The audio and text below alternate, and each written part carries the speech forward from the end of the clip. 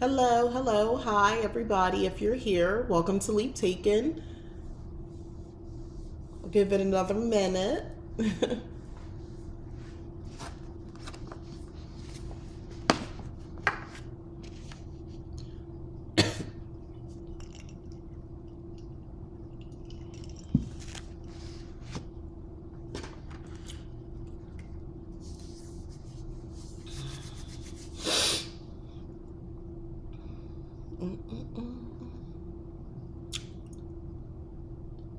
Hi, hello, November Eve. Hey girl, hey.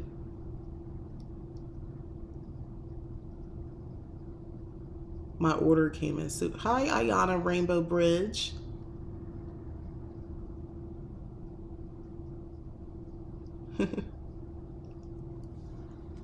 Oh, for this stuff, yeah. I didn't get a notice or anything. Just, I was like, dang, it just popped up at the door today. And I was like, well, we'll be adding this. I already had 2 other things to talk about, but that's okay. All right, well, hello everybody. I'll go ahead and get started. I'm Mika. This is Leap Taken. Here at Leap Taken, I talk about all things witchy, craft-related, law of attraction, manifesting, esoteric, and everything else in between. And today is my witchy review. So I have a little mini haul, an impromptu mini haul, book haul, and actually a book that I'm doing an actual full review on. And then there's a bonus book that was gifted to me, and I kind of want to talk about that as well. Yeah, when I say I just got them not too, like when I did the preview for this, they had come in the mail and I was like, oh yeah, I'm gonna talk about these. I already flipped through them to see what they were about. I like what I see so far, which I guess I'll jump into it. So about these, I purchased these books from Five Below. Magic Mindset, a journal to get unstuck. A guided journey through astrology. Really looking forward to using this book. And then this one, Moon Spells, which I now, well, it was explained to me, but I didn't fully get it. But if you look in the back, these are the 2 books they go with. I think I'm going to have to get these off of Amazon, the other 2 books, because I didn't see them on, when I was at Five Below, I got them online. It did not show up, but yeah. So I'm really actually looking forward to going through these. By the way, if you are watching this now or on the replay, just to let you know, Leap Taken has a virtual coven. We're doing it on a Discord channel. And these are some of the books that within a coven we were talking about getting. And I picked those up, and I think a couple of the other coven sisters will be picking these up as well. And we may be able to kind of, I don't know, do something with them, at least some of them. I'll have to go through them and look a little bit more closely with them. But the point is, that's the kind of fun that we're having. It's a small group. We're all getting along well, great actually. And it's been a very positive experience. So if you are interested, let me know in the comments. I will send you a link, or if you just have questions, I don't mind answering them. But this is kind of fun stuff we're doing in there, by the way. We look at this. Right, you got yours from Amazon. Okay. Okay, cool. All right, so this was the mini haul. Let me just show a couple things in case people have no idea what this is. This is like what you should expect in the inside. And I'm just skipping pages. So, you know, it's inclusive. I like that. This is what you can expect on the inside. Okay. And then the Starring You, A Guided Journey Through Astrology. I'm just going to open this up again so you can get an idea of kind of what it looks like inside. And then the zodiac, and they break down what is the zodiac. Seems pretty basic up front, like, you know. I love that it's colorful also. And then they break down the signs.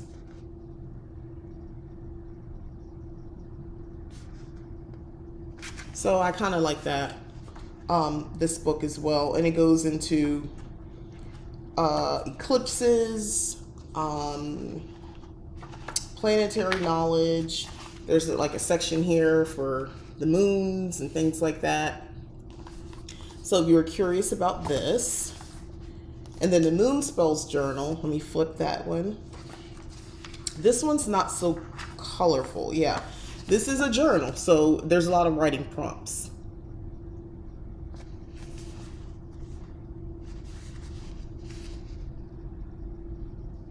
Okay. Oh, I like this. I can't wait to dig into this, actually.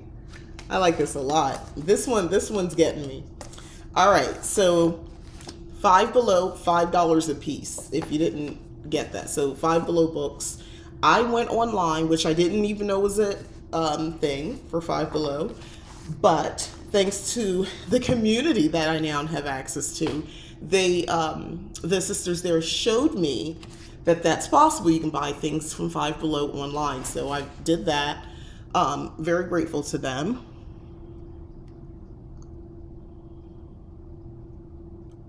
Ritual tracker. Oh, okay. Wait, which one? The moons things? Yeah, I'm really looking forward to getting into these a lot more. Like, they all pique my interest, all of them. Simple. I love the colorful look. I love all the writing prompts in this one. So yeah, I'm feeling good about these. They'll actually get used. They won't sit on my shelf. So before I get into this book, which is what I really want to spend a lot more time talking about, because I have a lot to say about this book. It's called Natural Magic, Spells, Enchantments, and Personal Growth. It's by Pamela Ball.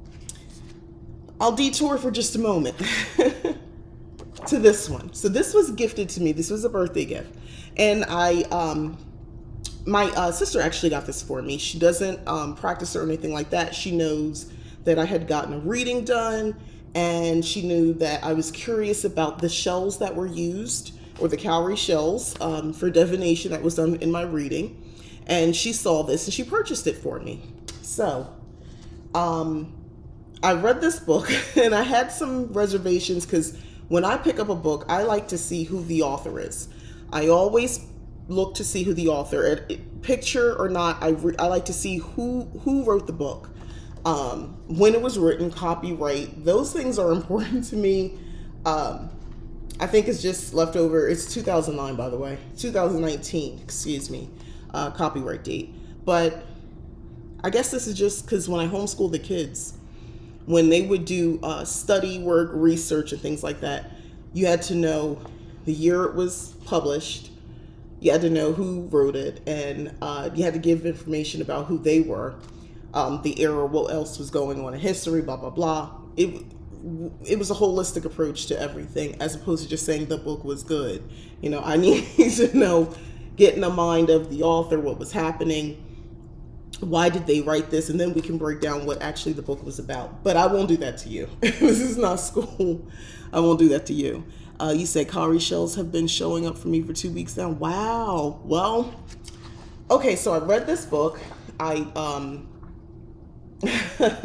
right, spoiler alert. I read the whole thing, got deep into it, trying to understand it, just to get to the part where it says the only way that you can actually use these shells for divination, cowrie shells for divination, is if you're initiated. So, spoiler alert, they tell you that at some point once you start reading the book. Yeah, so I read it, and just to find that out. There was some information in here I guess I could find a little bit more useful.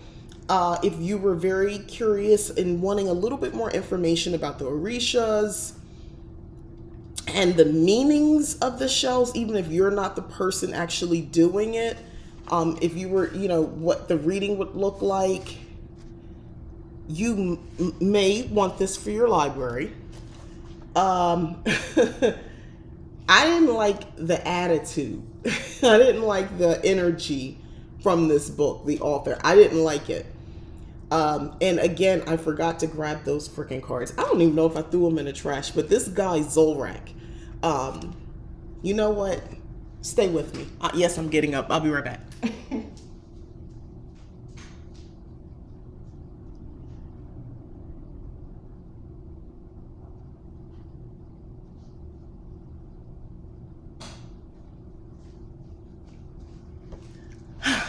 It was going to bother me, so I had to get this. Why have a public, right? Why have the book public if you have to be, I'm still grappling with that. So years ago, I purchased this tarot deck. I had the book separate. I don't know where the cards are, but this was on my bookshelf. And look who the author is, right?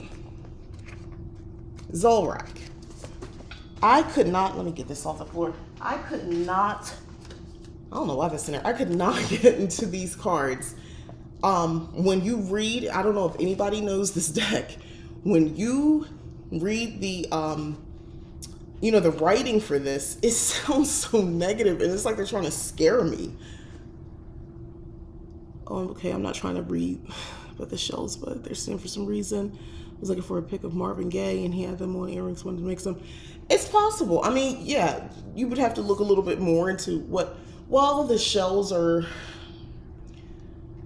the cowrie shells are used for divination. They're valuable, so maybe you could break it down like something symbolic, valuable, like you're seeing something of value, something important to you.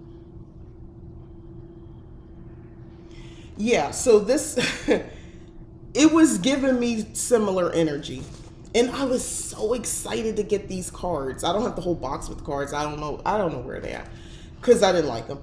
But like, it was so negative when you go through. And of course I had to look, first of all, look how thick the book is that came with the cards. I had to read it because I wasn't familiar with a lot of what they were doing with some of these cards. I didn't, like Shengo, like, I didn't know, so I looked at here to see what was the meaning supposed to be, like what the author and the illustrator intend. And when I look, I'm like, I don't like this. And I wasn't the only person I know that said they got these cards and it had a negative bent to it. It felt like he was trying to scare me. I felt like this is one of those books where, yeah, there's information here, but it was written in a way that was so unnecessarily complicated. Like, what are you trying to prove? It was hard to keep. Maybe I'm just used to. Well, no, that's not true because I'll get into this in a minute. This wasn't written as straightforward either, but I could get into it. Here, I'm like, what are you trying to tell me? I'm okay with the history lesson, but I don't know. I didn't like it. I didn't learn anything. I don't understand. I guess that's the point. I would have to be initiated and somebody would have to show me. I would need a teacher, a leader, Babalu or whatever, to help me because this is over my head and it's a small book. But I didn't get it didn't give what it was supposed to be giving. It just didn't for me. Okay, I'm gonna make sure I didn't skip anything. All right, so that's my review on this. Maybe if I come back, discover the cowrie shells and learn how to read the messages of Ifa in the higher spiritual planes. I struggled. He tried to give a little history lesson. It fell short. Then he came back to it. I wasn't feeling this. No. I outlined some things. The deities of the Yoruba pantheon. This is not like bad or anything, but the deities of the Yoruba pantheon speak through the seashells, and only the priests prepared for such purposes may interpret in the manner structured by the religious canons. Okay? No other person can handle the consecrated seashells, as it would not only cause serious misconduct, but they also would not be empowered to do so, not having the ashe, or the strength, grace, or power, also pronounced or written as say. He got axe with a accent on the e, or it doesn't matter. Necessary and therefore wouldn't get a true answer. And then he writes, ashe is not bought. You get it through years of training and learning. This is on page 35. So this is when I'm told that. That should be here. That should be here. I don't know. So, yeah. Pay attention to who wrote the book. It's not so much that the guy is an older white man. That's not totally the issue. It's just a little strange that he would be writing this book and writing for these cards. Yeah. You have to consider the source. Where are you getting this information from? Now, probably, I'm not saying that the information is incorrect. I'm not saying that at all. I'm just saying it's something about the energy in this book that I'm just not feeling. It's unnecessary. Even what I read to you, like, that's the simple. Why not make things more simple for people to understand? You know, I majored in English. I transferred my major, switched it up, but it had been English, believe it or not. And, I enjoy reading and I enjoy writing.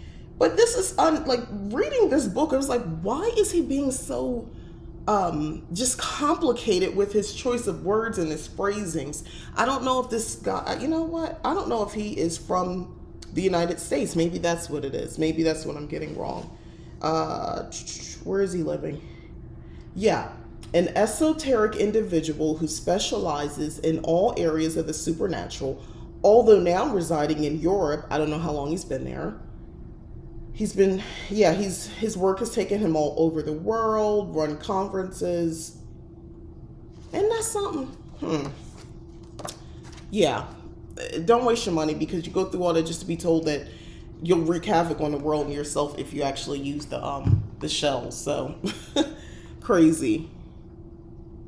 Yeah. As far as you said, that may be why when I first looked into Yoruba, I didn't feel welcomed by any deity other than Yama-ye. You know what? When I did the reading, and I talked about this before, she told me that the goddess, or Orisha, or whatever, that looks over me, even though she knew, she was an initiate, the person doing the reading, but she said it was Oshun for me. All she did was validate what I already knew, because she had already come to me. I've had many opportunities to see her and to experience her. And I even have a small altar for her for that purpose. But the relationship isn't every day, I'm in front of the altar and, I'm petitioning her for all my works and all that. It doesn't work that way. She's there, she looks out for me, but I don't come to her with every little thing. I don't come to her all the time. That's not the type of relationship that I have anyway with any spirit, goddess, god, or anything like that. I don't have that kind of energy. Okay. I want to get into this. I detour with the other stuff. I got my notes and everything. Took me a while to finish this. I actually got this in a haul. I believe I got this at Barnes & Noble. I don't know if I got this in the mail. I can't remember. But I linked it in a description. If you're interested, you can get it off of Amazon. I have an affiliate link. So again, this was published in 2020. So this book is set up in 3 parts, right? When I first started reading it, it took me a while to read it because it wasn't what I expected. Talking about just unconventional types of books, like the way it's laid out. It's a little bit unconventional, especially for books about magic, witchcraft, and things like that. I'm used to books where it starts off with, the basics. They tell you, what's a wand and what's a this and what's a that. I guess I'm just used to that. So when I got this is not quite set up like that. So there's 3 parts. Part 1 is magic and belief through the ages. Part 2 is the persecution of the supernatural. That's the title. And part 3 is procedures and protocol of ritual. That is not what I thought. I read, I had to go back and read the back. Like, what was the book supposed to be about again? But yeah, so the back, it says, before there was formal religion, there was magic. And to this day, there are people who purport to perform miracles with the aid of magical powers derived from nature or the spirit realm. These powers are still out there to be tapped into by us. All you need is the knowledge and know-how contained in natural magic. All right, so I'm gonna tell you, I found this book very interesting. I have dog-eared, I don't know if you can see, but I've dog-eared quite a few pages for my own personal reference. But not to keep reading to you guys, but yeah, this is one of those books. It's very interesting, and I would say you're gonna want to mark things, maybe get some tabs or something, so you could go back and look at it, because you gotta read it, you gotta get into it. It's not like right there on this chapter, this section, and you can just go right to it. You gotta go through the whole thing to get some of those goodies out of it. But on the first page, the introduction. If we are to become practitioners of natural magic, we must first learn to understand nature. We must learn of the cyclical character of the seasons. We must learn of the inherent power in that cycle, and above all, we must learn to handle that power both in ourselves and in our surroundings. And that really kind of hit home with me, because that's how I practice. So introduction, page 1, I was hooked. I mean, I agree with the quote. Like I said, I pretty much based my entire spiritual practice on it. So when I saw that, I said, okay, I got the right book. Part 1, I'll just kind of, I'm not going to spoil the whole, I mean, there's a lot to read, but part 1, there was another quote. There's so many good quotes, but to understand how magic works within the world, we do have to have an understanding of how mankind sees the world in which he lives and the beliefs he has accrued in the process. So that quote sums up part 1. Part 1 is breaking down religion, which I thought was really interesting. Magics and belief through the ages. And when I mean breaking down various religions, I mean, he's talking about all of them. Let me, obviously, Christian Kabbalah, it's so much in here, then just Kabbalah, so forth, and just alchemy. Like, he talks about all different types of beliefs. This is not necessarily just religions, and kind of get you in from a historical perspective of understanding magic. This is for the person who it's not, you do spells, that's great, you love the idea of spells and it's cute, like those books, but you want to understand more. This is for the person who wants to build a spiritual practice. This is for the person who is beyond just saying some rhyming words. I'm not being funny, but saying some rhyming words and just lighting a candle. Like, if you're trying to get a better understanding, the cover is misleading. I thought they were gonna give me something different, but it's something you have to really have time for and read. It can, I don't want to say it can get dry, but if you're not totally engaged, you can't be reading this and trying to do something else, because it goes deep. All right, so there's a section here in part 1. One of the religions they were talking about was hoodoo, and I like how they defined it. Hoodoo is neither a religion nor a domination of a religion, although it does blend elements from several African and European religions. Voodoo is a set of beliefs, a religion, as we have seen, where hoodoo developed and survived because its techniques and magic are known to work. So they were already right there. Yeah, I was expecting herbalist magic too. You get there, I'll get there. But the point is, it was to me, I think this is something that if you really, this goes way beyond one-on-one stuff. This goes way beyond kind of what's already out there right now, and just trying to get your mind kind of wrapped around. Let's walk you through history and understand, which ties into the next section, part 2, which is the persecution of the supernatural. Yeah, you should look into this one. This is interesting. Persecution of the supernatural. So this section is more history. Actually, it's heavy on the history lessons on the many ways and cases and where witches or perceived witches, or anything supernatural, deemed supernatural, have been persecuted through the ages and around the world. So it's not like just based in America. So this is, or just only in Europe, you know. She takes you on a bit of a journey, giving you case studies and things like that. She even goes into something about the Knights of Templar, yeah, and explaining that, like, there's a lot of information. If you're like kind of a nerd with your witchy stuff, get this. Get this. There's like a story in here talking about a town in Tunisia. Christians made several efforts to destroy the statue of Hercules, who, while not a god, was a personification of the spirit or energy of the place. They finally succeeded, but the pagans demonstrated their hatred of the destroyers of a very potent pagan symbol. According to St. Augustine's report, they killed 60 Christians. Moreover, the pagans requested compensation for injuries resulting from the destruction of the statue of their protector. I mean, maybe I knew that in the back of my head at some point, but I didn't know recently.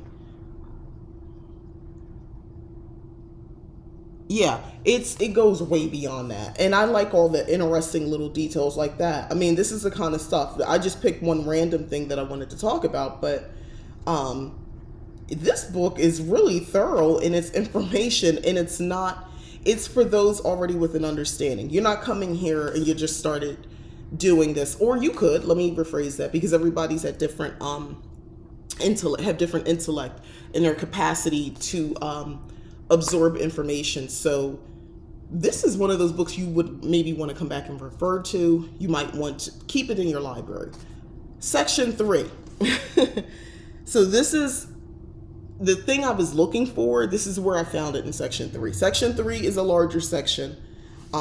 Just to put it in, like, this is section 3, and this was the first 2 sections. So I'm getting the witchy stuff here. Each topic runs into another. So this is what I meant by it's not like there's no chapters. Like, it's just one thing. Each section just comes up. And in between that, you might get a spell or meditation or something you can actually do. A recipe to make incense. There's a bunch of that in here. But they give all this information, and then bam, you just got this information. So I have a bunch of dog hair pages and stuff that I need to come back to because it was that good.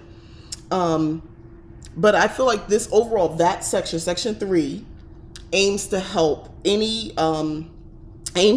set up the environment for a ritual, the way to structure a ritual, and how to use the tools of the trade. And I took a bit of that and condensed it. That's what they were saying about section 3. It's very much ritual driven. Yeah, I'm looking for something beyond beginner. Okay. Yeah, you're going to love this. You're going to definitely love this. But they talk about individual working and then working in a group ritual. It was just really interesting. All right, just to kind of give you an idea of how it starts. So this is, part 3. It starts here. So it goes into, I didn't really understand what to expect. So I turn the page. They're giving the information. Okay, then it talks about individual working down here. All right, so I'm reading, and then they give this example. The lesser banning ritual of the pentagram can be performed on your own to purify a room for further magical work or meditation, and can also be used for protection. So I'm like, okay, so I turn the page. I'm like, all right, I didn't even know what they were talking about. And then here we go. They give the information for the lesser banishing ritual of the pentagram. And it's really thorough when you read through of what's in here. And then it goes on to an essential ritual. Again, jumps right into the next thing. Group working. There's no, like, you need to get something to market because it just goes. And you're reading like, well, dang, that's a lot of information. There's no chapters. You just got to keep going. And I kept thinking I was misunderstanding. That's what I meant about being a little difficult to read. I thought I was misunderstanding how this was set up. I was like, did I skip something? No, it just goes into the next subject. But yeah, it's really heavy on understanding ritual. And then in between, it talks about the different things you can use, how to make goddess oils. This was a really good book. And it gives a lot of information. Like I said, it's definitely tapping more into the spiritual side. There's some meditations in here. I can't wait to share some of that with the virtual coven that I have, because I think those will be a lot more meatier. One of them is something to do with an apple, tree meditation. What was it? Yeah, I bookmarked it. Yeah, the tree meditation. All you need is an apple. Cut the apple, and then it breaks it down for this meditation. But it really resonated with me when I was reading. I was like, well, dang, it was deep. And sometimes you need, well, I need deep, better understanding. I've been at this for a long time. I don't need 101 basic. I'm past that point. So a book that goes a little bit deeper, that's more my speed. In the conclusion area, there was a quote. It says, this book has tended to concentrate mostly on group ritual because it is an immutable spiritual law that the power generated by a group is the power for change. Now I'm about to say something I normally don't say. You know, if you practice Christianity or you've been around people who do, always they say the thing is power in numbers and prayer or something along those lines. That's basically what this quote is saying. With any energetic type work, when there's a group coming together as a solitary, listen, I've been doing great, but I think we all know when everybody has the same intention, like mine, and we're all focusing on something, there's a lot of power that can come with that. And that was in the conclusion. They didn't even this book is really good. I'm gonna just say that there's a lot of great recipes for incense in here that I hadn't really thought about using, but now I'm like, oh wow, maybe I need to get more into making my own incense. And of course they talk about purification of the home, and as a cottage witch, that's my jam. But it leads into one subject into the other. And this other quote stood out to me as well. There comes a time when ritual and the flamboyance associated with it is no longer necessary. Magic becomes the quiet application of power and knowledge. When I heard that, I just sat back like, well, I'd pause for a second, because that's how I think as well. Never underestimate the simplicity, the practicality of doing magic and spells, rituals. Never underestimate that. That's kind of where I've been building to for all these years in my own personal journey, in my own witchcraft journey, or practicing magic. I feel like the most profound change has been in those quiet moments, when things were a little bit still. And if you're not paying attention, if you're preoccupied with other thoughts, if you're preoccupied with thinking about the flamboyance and you want lights to come out your hand, or you want something to fall out the sky, or when you're doing a ritual, there's supposed to be so much going on where you miss opportunity, you might miss the magic, happening, the whispers, the messaging, the symbols, you miss that because it's usually quiet. It's usually not a big, sometimes, but usually in your everyday or in a practicality, in my opinion, of practicing witchcraft, it's those quiet times, those quiet moments when you get the epiphany. And that's like a miracle. It's magic for something you were struggling with. I know that was me for years. I'd struggled with figuring out career stuff. I went to college, I did all that. And I didn't understand. I was like, I don't want to do this. Whatever I thought I wanted to do as I got older, I didn't want to do it because I didn't want to work. I didn't want to work traditional, conventional type of work. That was not what I wanted to do. And it was stifling me. And I felt like it was really taking a life force out of me, trying to pursue different avenues career-wise when I never wanted, the reason it never worked for me, and it was a problem I was always trying to solve. Well, maybe if I just do this, well, maybe if I take this training, maybe if I do that. I wouldn't say I did a spell, but it was more like I consulted ancestors. I consulted my goddess at the time. I remember trying to just be sure about what it is that I want to do, and I didn't want to do any of that. That's why I was having a hard time making a decision. I didn't want to do any of that. And in those quiet moments when I wasn't like going over and over and analyzing and over analyzing myself and my decisions in life and all this other crap, it's those quiet moments that finally came to me, and I pulled the trigger and I made the decision. Talked to my husband, but I made the decision like, yeah, I can't do this everyday 9 to 5 job thing like everybody else. It's not, as far as money is concerned, money will be made, but like I gotta do something else. And it was, again, in those quiet moments it came to me. I got my answer, but I would have received my answer if I had shut the brain off a little bit and the emotions and, you know, the over analyzing. But yeah, it's those quiet moments. Oh, your bestie said that you're the altar. So the alt Barbie doll says, my bestie told me that I am the altar. I feel that quote. I need to add that. Yeah, exactly. Which goes into the thing. That last quote actually was really profound to me because it just made me think more about, you know, your tools. A lot of people say, well, I don't have this, or, you know, I don't have access to that.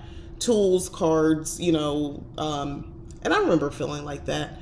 When it's a spirit, if you make it about spirituality and less about miracles and magic and all that sort of stuff happening, if you make it more about spirituality, which starts here and in your heart anyway, to me, you only need so much stuff to begin with. And when we talk about tools and we talk about practicing, those that came before us, you know, we didn't have mass-produced candles and things like that anyway. So they would have made their own. But divination can start with a bowl of water. If you do have a flame, if you're lucky, I mean, candles are not that hard to come by. We know they have them at the dollar store. But you can get messages, symbols, if you are sending out into the universe that you need answers or that you need guidance on something. You can stare into a flame and long enough to maybe put yourself in a state where you can begin to receive that information. Or it could just land on your doorstep or something like that, you know, a package, a letter or something to sort of answer all your questions. But I feel like the universe doesn't work the way we do. It doesn't work on demand per se, so it moves and does things in its own way. Let me see what she said here. So Ayana Rainbow Bridge says, you can run around in circles and spirit is telling you to sit down. Valid. So now I'm like, okay, I'm gonna stop running myself in the ground and listen. Exactly. Like you're spending, I spent years doing this, by the way. This wasn't like a couple months of that job thing. I'm trying to figure out, what do I want to do? What am I going to do? Like, I got to do something. I hate this job. I hated that job. I used to be a little, confused about myself. Like, why, since I was 15, why don't I like these jobs? My first job was at a daycare center and I was 14, well, really 13, turning 14, but that's our secret. You wasn't supposed to start working there until you was 14, but I had a hookup for the summer. But yeah, I started working at this job and it was nice. It was nice to have a paycheck for the first time, so that was fun. But it was for the summer, so I was able to move on. But then I got a job in high school at Chick-fil-A. I was 15, and I just could not, and it's not even about it being fast food. Because I was only 15. It's not like I had other goals. Like, I didn't know. That was the only other job I had. I was do what the people told me to do. I didn't have, like, standards at this point. But I hated doing that job. I hated people telling me what to do. I didn't like any of the process. And I thought something was, like, I cried about this. I remember being upset one time because my best friend worked there. And I felt like, how is she able to just, like, snap into it? Why is she able to do? And I felt like a loser. I felt like I had no ambition. This continued. I mean, I went to college and I was like, oh, Well, I will do computer programming. That's what I like to do. I did well in school because I love to study. um, so that was point that to me, I was like, oh, then I'm good. I'm good. And then I got into IT and I was like, yeah, I don't like this either. Then I tried a different avenue. I don't like this either. So I tried waitress. I did a lot of different jobs. And yeah, I don't like doing those things. I don't like being made to sit someplace. At the same time, I don't like being on my feet all the time either. But I am a creative person, and I think I have a natural ability to share information and to teach. I think I'm receptive as well as listening to others. So those are my talents. And if I ever need to tap into turning that into a monetary thing, I know I can. I know I can. So that makes me feel better. But it took years of my adult life, like most of my adult life, to figure that out. Like to figure out, I don't dream of labor. Not in that sense. I work. I create things. I think of things. That's work to me. I feel spent at the end of the day. But I'm so grateful that I figured out how to tap into my higher self, shut off parts of my brain and my mind, those reckless thoughts, and just the real magic happened. So it's like I'm reaching out to these people, I'm doing tarot spreads, I'm doing all this stuff. What does it matter if you're not quiet enough? But that's what I take from that quote with the flamboyance. Like all the other stuff, I'm doing all this stuff when if I just sat still, I would have had my answer along, and I would have saved myself a lot of time of being in situations, doubting myself, doubting, life choices and all that sort of stuff. So yeah, that quote, that's why I wrote it down. That's how big it resonated with me. And I still like all the stuff that, by the way, back to the flamboyance part, I still like having all the tools. I still like the aesthetic, the witchy aesthetic. I'm not going to lie. I still enjoy that. But financially, I'm in a position, I feel like I purchased these things. So I don't feel bad about that. I'm grateful to that, actually. It wasn't always like that. And I only buy things that I eventually will use that makes sense to me. I'm not wasting money that I've been blessed with. So I don't think of it like that, so there's that.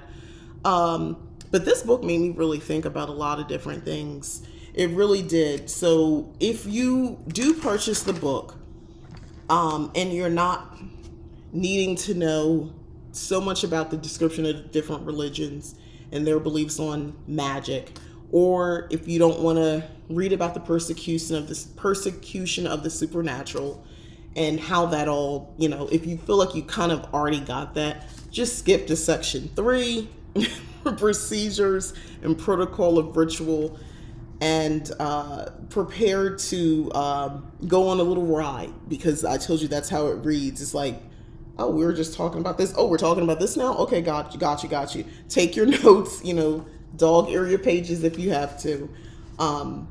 Get your highlighter out, because I actually underlined some things. Put a star next to it. Locating and using your point of power. Like, that's what I'm talking about, Oh, you like getting dressed for November Eve says she loves getting dressed up for ritual. Those are triggers for us. It kind of puts us in a zone. So I definitely agree with that. Yeah, definitely.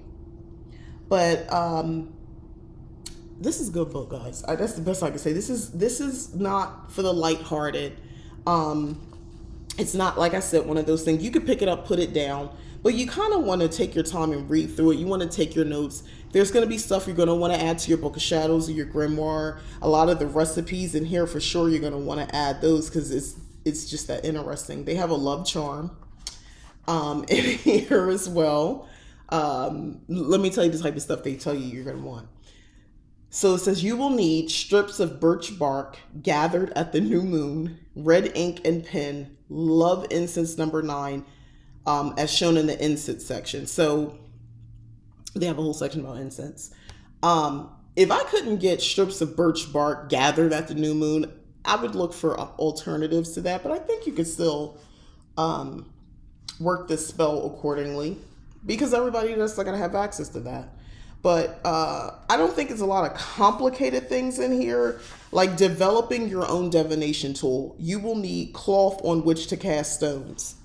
That's it. And when they mean stones, they mean stones. Like go get stones and you're gonna basically create your own symbols, like runes, perhaps, as well. So that sort of stuff.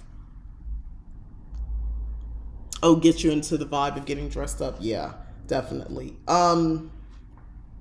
It doesn't speak to Wicca. I should probably add that. It doesn't speak to any specific path. It just talks about all different types of stuff, but it doesn't chakras. Yeah, they even break down a section about chakras and things like that. Yeah, it just right before they were talking about Kundalini. Like, it's and that's in a locating and using your point of power. Like, it's just chock full of stuff in here, and then practical ways of approaching it.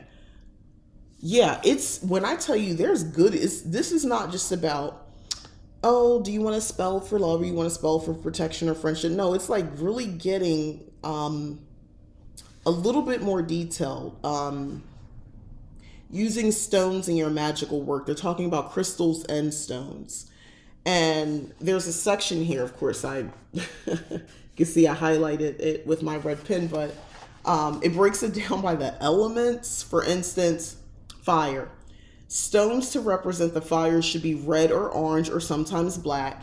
And they give an example, carnelian or red jasper work particularly well. Talk about volcanic rock, stuff like that. Like, it's going beyond the 101 stuff a little bit.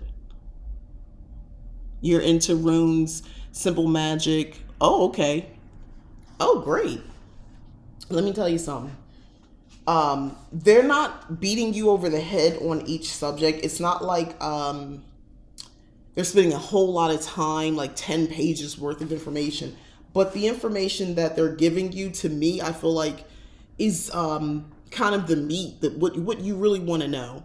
You like witches' runes? Yeah. November Eve says she likes witches' runes. I know. But yeah, and then, I don't know, then they break down like the different crystals you can use if you're casting a circle. So for the north, the crystal you put there is like emerald, moss, agate, jet, salt, or black tourmaline. If for the west, aquamarine, jade. Like, I don't see a lot of that. And it's not like they're putting it in a place where they're really focusing just on, the superficial part of setting up or creating a circle.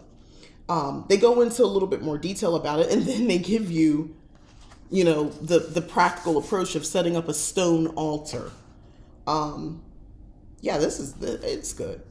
What did you have here? Would you say this book is intermediate or advanced? I'd say it's definitely leaning more toward the advanced.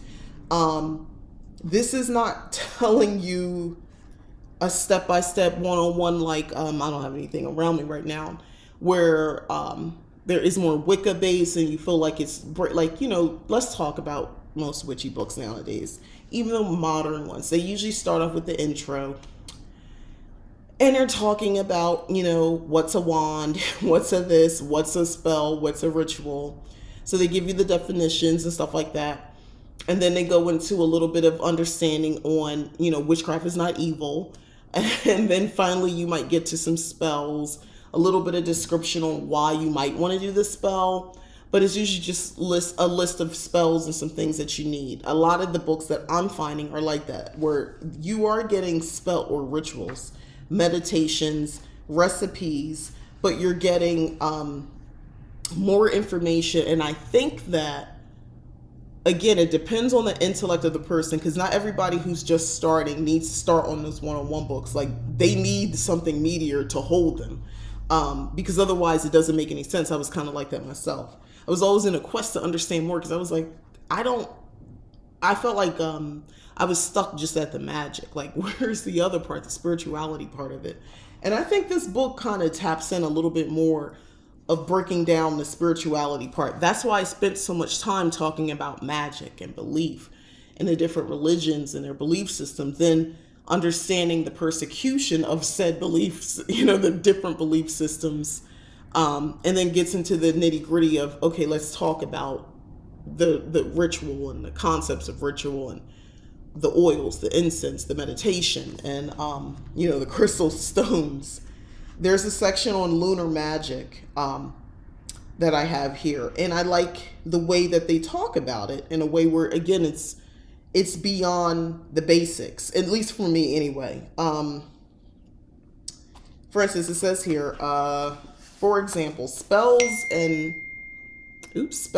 rituals calling on the moon and involving the element of earth should be performed during a time when the moon is positioned in one of the three astrological signs of which you probably figure Taurus, Virgo, and Capricorn. Spells involving the elements of fire should be done when the moon is in Aries, Leo, or Sagittarius. Spells involving the element of air when the moon is in Gemini, Libra, Aquarius. And of course, if spells involving the element of water should be performed when the moon is in Cancer, Scorpio, or Pisces. And it's not that I don't think we don't know this if you've been doing this for some time, but then they break it down a little bit further. So when the moon is in Aries, right? Magic involving anything to do with authority, leadership, rebirth, moving on, or spiritual conversion should achieve success. Healing rituals for ailments of the face, head, or brain are also best performed at this time. And that's what I mean about it being just a little bit more advanced, where you would probably have to buy a book on astrology for witches or something like that. And it probably would give you more of a breakdown, but this is just like mixed in with all the other stuff. But it's so profound. I mean, it's great information. Then just kind of on the surface, like the first part of what I talk about, you'll see maybe that in witchy books, right? But then it goes down a little bit more on specifically what, and it helps you to just better do your spells. It's kind of like how I think about doing spells around the wheel of the year. So this is a great time for me. I have new projects. What do I want to work on? What do I want to see? What do I want to manifest? If I add in a lunar piece of it, all right, so where, when the next full moon occurs, what, sign is it in? I can base my work and probably have better success with it. But that's more, to me, I don't think that's a beginner approach. A beginner's approach, that might be a little overwhelming, because now I'm asking you to think about the season, and I'm asking you to tailor your working based on where you are seasonally, and then where's the moon aligned, and then if you go any further, the day of the week. Of course, we don't all have to do it that way, but depending on what you're taking the time out to even do a ritual or working for, it's probably worth it. At least in my experience, if you are a little bit more detailed, especially if it's something big, you want to get married, you want a baby, you want this other life where you just want to change your whole circumstances. I think you're going to have to put a little bit more energy into not worrying about, but concerning yourself about the position of the moon, the day of the week. I think if you want the universe to show up, you kind of got to work with it. That's my approach. Yes, layering those correspondence, layering intentions, exactly. And I like that they talk about that, but in an approachable way. It wasn't complicated for me to understand, but I've been practicing for some time. So that's why I don't know if I would say it was beginner friendly, but they have a solitary new moon ritual in here listed, which again, just what you need for that, just to give you an idea.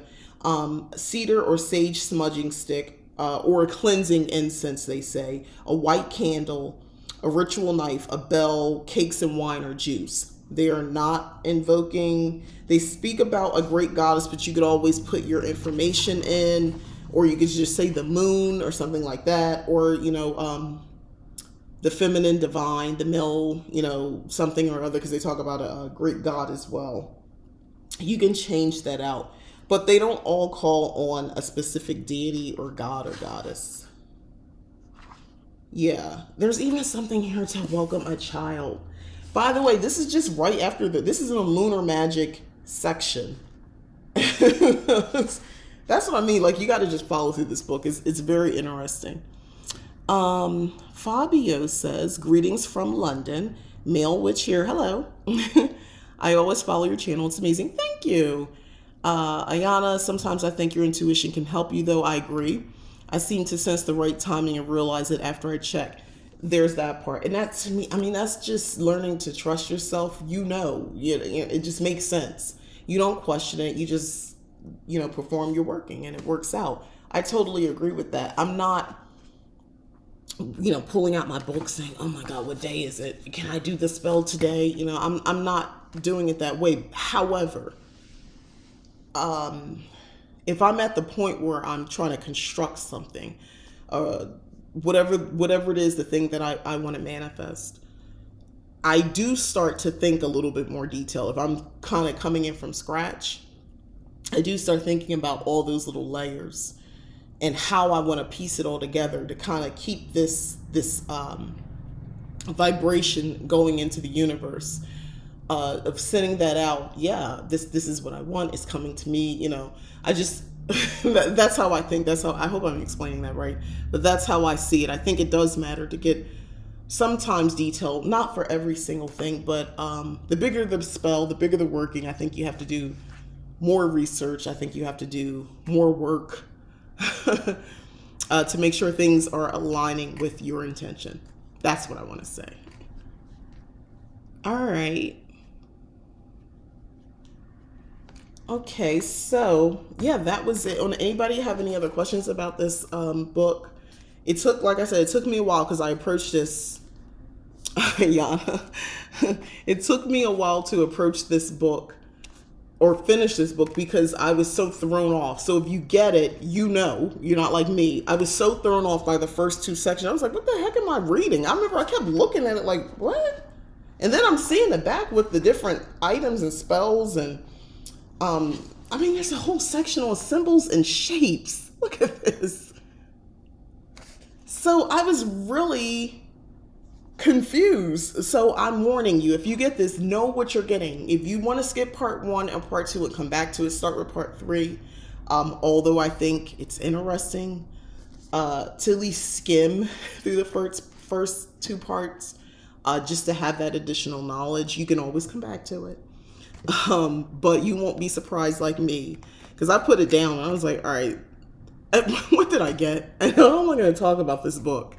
But it got, part 3 was the meat, and that was what I was expecting, and even that was unexpected. But yeah, this one is good to have. There's a lot of information in this book, not a lot of fuss and filler stuff, imagery and things like that I don't really need. Sometimes it's nice to see a pretty book with the colorful pictures, but sometimes a witch just wants, give me the goods, give me the keys, tell me what I'm supposed to be getting out of this.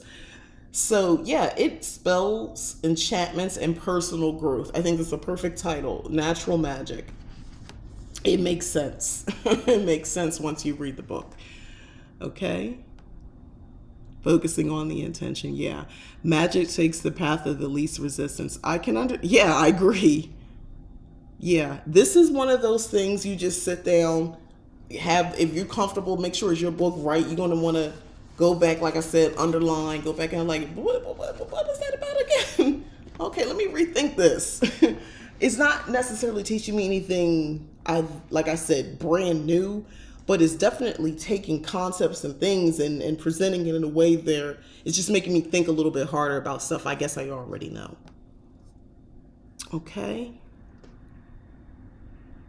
All right, so I think I might end it here, unless anybody has any.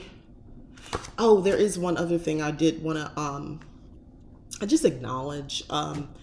I don't know if any of you guys listen to his music, but DMX has passed at 50. He has passed on. He didn't have a lot of new stuff out, but back in the day, yeah, I was seriously a fan. I really enjoyed his music. I liked it. I'm from Jersey. That and the way I grew up and how I grew up, that was definitely my type of music. I really enjoyed him. My best friend got a chance to see him in concert like years later. He was touring. It was like an old school rap thing. and he was headlining, and she saw him, and she was like, no, she's, I mean, you could tell he's older, he's a little bit more tired, but he put on a good show. I wish I had seen him at the time. She was in New York, and she saw him. It was just a couple years ago, but, you know, may he rest in peace. Yes, some of his lyrics were out there. I was listening before I came here on to this live, some of his music, and you know, as we know who practice witchcraft, music and lyrics specifically can take you somewhere. You were sad to hear about it. Yeah, that's what I said. Me too. But let me explain something to you. That his music, first of all, he was a great writer, and he could tell a story. You might not like the violence, and I grew up being told, why is the music, the music I listen to, why is it so violent? I mean, they're always talking about shooting somebody, killing somebody. To that, I just say, well, now it's funny how it turns out, because the music today, all they talk about is being high all the time on prescription drugs. I grew up in an era where you sold, not that it's okay, where you sold drugs. You didn't use your drugs. You didn't get high on your own supply. And now this new stuff, they're just like happy to talk about their addiction and their anxiety and their, I don't know, issues. And I mean, I guess that's good, but then they all talk about how they're not going to live to be 22 or 24 and they're actually dying. I'm thinking about a lot of the young men artists who talk like that, and then they end up dead. DMX, where if you listen to his lyrics, because I made a point to, I have Apple Music, so I made sure to put the lyrics up. I know the songs, but I was going somewhere with this in my own head, and I was just Damien. That was a perfect one, Damien. That song, if you guys know it.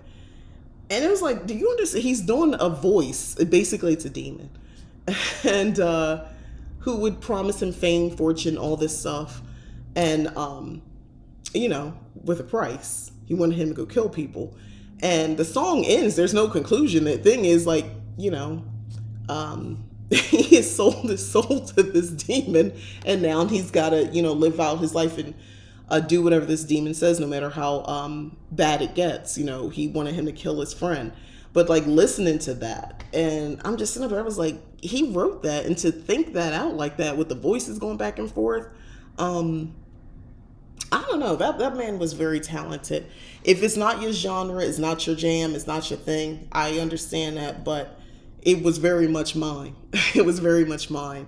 And I remember when my kids were little and they were getting on my nerves, and their father at the time was getting on my nerves, and that song came out, I'm about to lose my mind up in here. I used to sing that religiously. Yeah, because they was getting on my nerves. That song got me through. I would laugh about it, but that was my mantra at the time. I'm about to lose my mind up in here with these people. But anyway, I just wanted to at least acknowledge this man, his passing. Nobody's perfect. I understand, you know, we all fight with our demons.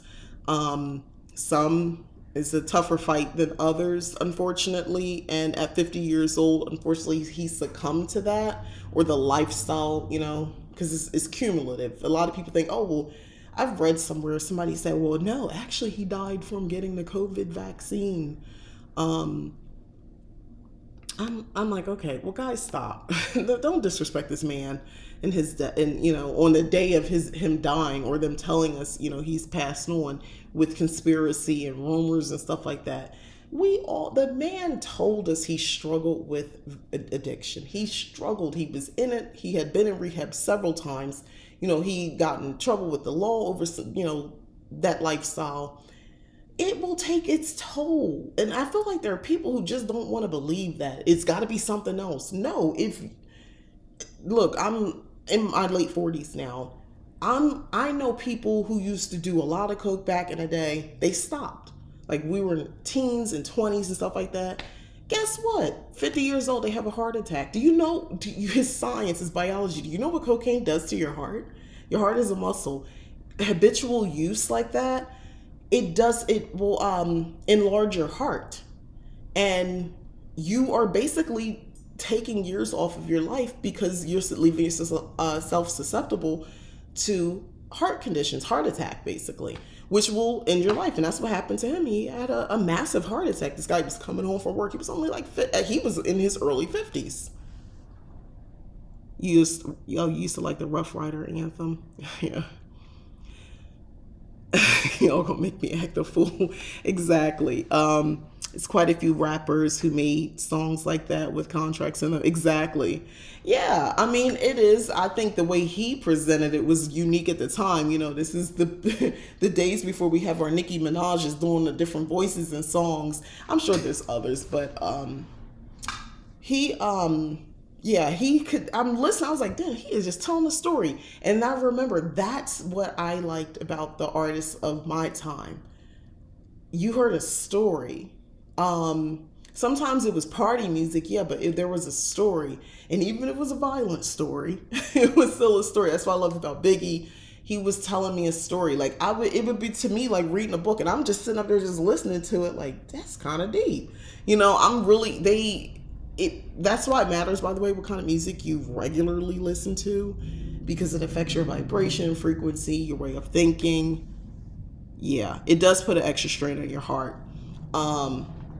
And he was getting older. Our bodies, from my understanding, he had been clean for a bit of time.